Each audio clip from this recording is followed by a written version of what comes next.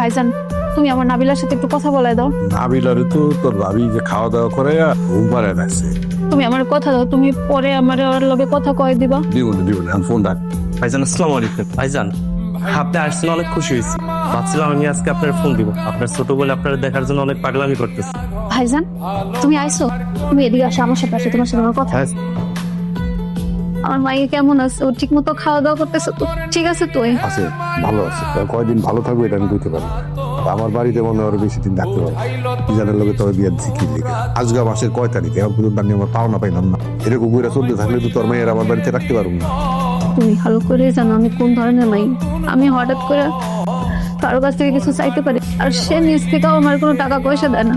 এখন সে যদি আমার টাকা পয়সা না দেয়, আমি তোমার কেমনে দিব? আমার পাওনাটা যদি আমি ঠিক মতন পাই তাহলে বুঝবি তোর মায়েও সবকিছু ঠিকঠাক মতন পাইবো। তা না হইলে কানুন তো বুঝতেই পারছ। আমি এটা ভালো করে জানি, তোমরা তোমাকে পাওনা টাকা না পাইলে আমার মাইয়ের এসে কি করবা? আর খাইতেও দিবা না।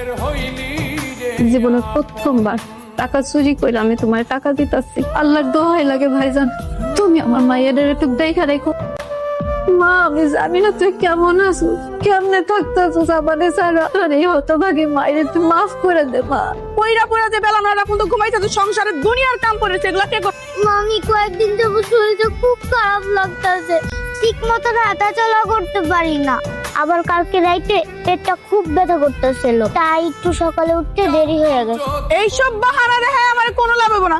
যা কল্পনা থালা বাসন আছে তুই। মায়ের এত খাটাইও না তো, ছোট মানুষ দেখতেছো না দিন দিন ওর শরীরটা কেমন খারাপ হয়ে যেতেছে।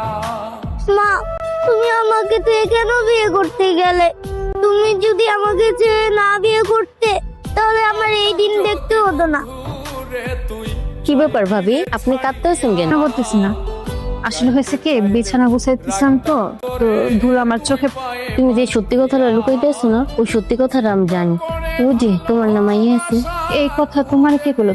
ওই দিন যে তোমার ভাই আসছিল না, তোমরা দুজনে যা কথা বলছো আমি আড়াল থেকে শুনে ফেলছি। আচ্ছা ভাবি, তোমার ভাই কি মানুষ টাকার জন্য নিজের বোনের সাথে এরকমটা করতে পারলো? আল্লাহর দোয়াই লাগে বোন, তুমি এই কথা কাউরে কইও না। এই কথা যদি জানাজানি হয়ে যায় তাহলে অনেক বড় সর্বনাশ হয়ে যাবে। এই বাড়িতে আউনের পর থেকে আমি না আমার মায়ের লগে কোনো যোগাযোগ করতে পারতেছি না। তুমি কালকে ওই বাড়ি যে আমার মায়ের খবর দেয় না দাও বই। ঠিক আছে ভাবি, কালকে ওই বাড়িতে যেয়ে আমি খবর নিয়ে আসবো। খুব অসুস্থ মনে হয়, হাসপাতালে নিয়ে যায় না তো ডাক্তারের কাছে। তুমি বুঝতেছো হাসপাতালে নিয়ে গেলাম কতগুলো টাকা খরচ হইব? আমি চিন্তা করে রাখছি আর মায়ের টাকা দিলে লাগছে সোনার কানে তুলবা না, তা আর হইলই না। এসব তুমি কি কইতাছো? একটা মানুষ অসুস্থ হয়ে পড়ে রয়েছে আর তুমি আছো তোমার সোনার গয়না লইয়া। ওর জীবনের সাথে সোনার গয়নার দাম বেশি তোমার কাছে? হ্যাঁ আমার মায়ের খবর পাইছো? খবর তো ভালো না, তোমার মাইয়ের দিয়া ওরা দিন 24 ঘন্টা কাজ করে। নাবিলা